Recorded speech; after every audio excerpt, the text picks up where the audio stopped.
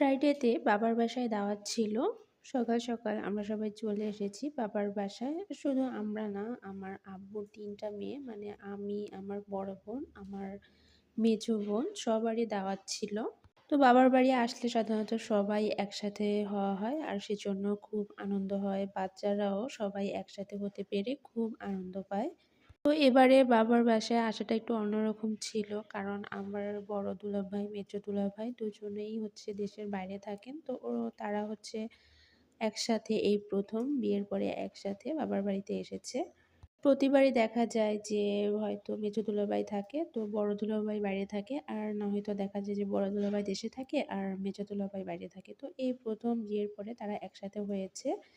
তো আমরা হচ্ছে সবাই চলে এসেছি। শুধুমাত্র বড় আপুরা একটু লেট করেছে। তো বাচ্চারা খেতে বসে গিয়েছে, ওদের ক্ষুধা লেগে গিয়েছিল। আর আমার যে একমাত্র ভাবি, ও খুবই মজার, মজার খাবার রান্না করেছে।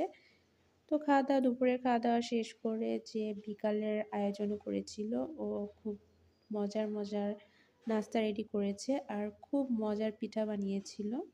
ভাবি খুব ভালো রান্না করে, খুবই মজা হয় ওর হাতের রান্না। অনেক, অনেক ধন্যবাদ ভাবি তোমাকে। ভিডিওটি দেখে থাকলে অবশ্যই কমেন্ট করে যাবে। তো এই তো বিকেল হয়ে যাওয়ার পরে ও নাস্তা গুছানোর পরে আমরা সবাই একসাথে বসে নাস্তা করছি। প্রচুর আড্ডা হয়েছে, হৈ হুল্লোড় হয়েছে।